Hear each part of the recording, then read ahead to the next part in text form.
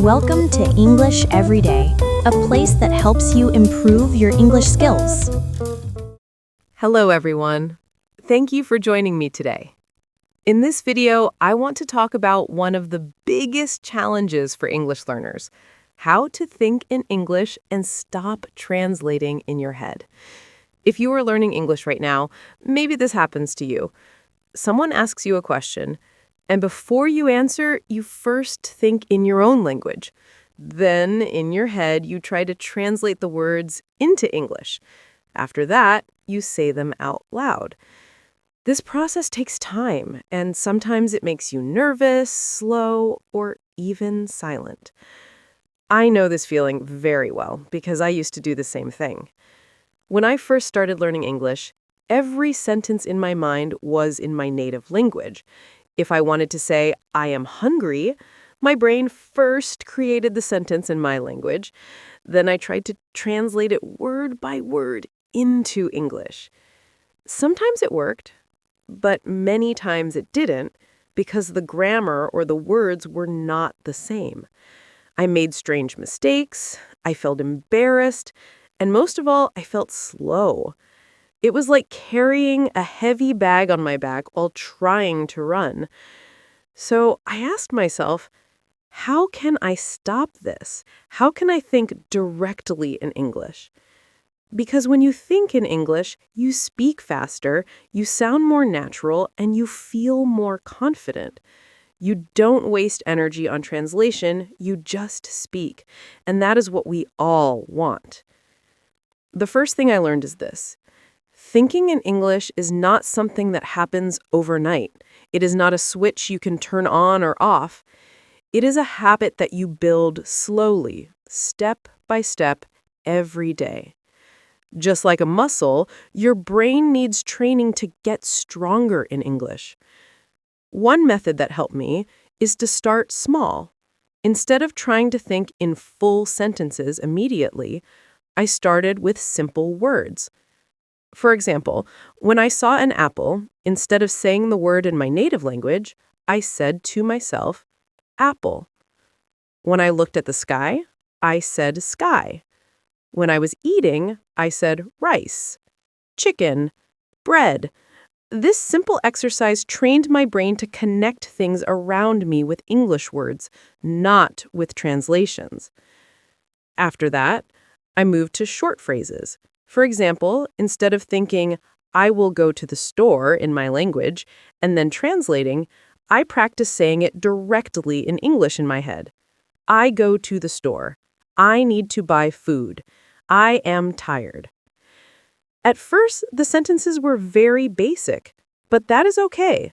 The goal is not perfection. The goal is to build the habit of thinking in English. Another important method is to talk to yourself in English. Yes, it may sound funny, but it works. When I was alone, I described what I was doing. I am washing the dishes. I am walking to school. I am cooking rice. By doing this, I created a small English environment in my daily life. Nobody corrected me, nobody laughed at me, and I could practice as much as I wanted. Little by little, my brain started to produce English without translation. Listening also plays a big role. If you listen to a lot of English every day, your brain starts to recognize patterns. For example, after hearing "what do you mean" many times in movies or podcasts, you don't need to translate it anymore. You just feel the meaning directly. It becomes natural. That is why input is so powerful. The more English you hear and read, the easier it becomes to think in English. But there is something important to understand. Mistakes are part of the process. Sometimes, even when I tried to think in English, I used the wrong word or wrong grammar. At first, I felt frustrated, but later I understood that mistakes are a sign of progress. If you are making mistakes in English, it means you are actually using the language, and the more you use it, the better you become. So don't be afraid.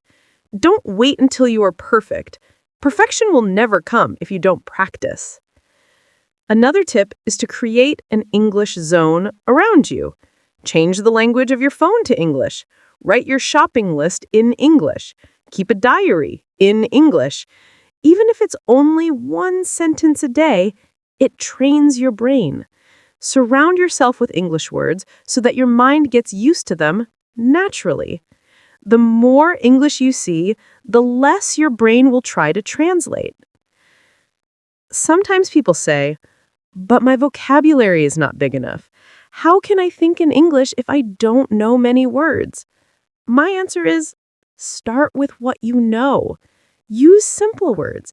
If you don't know how to say something complicated, say it in an easy way. For example, if you don't know the word vehicle, just say car or bus. If you don't know delicious, say very good. The point is not to be perfect. The point is to keep your mind in English. With time, you will learn new words and add them to your thinking. I also discovered that translating is not always bad. In the beginning, a little translation can help you understand. But if you always translate, it becomes a habit, and habits are hard to break.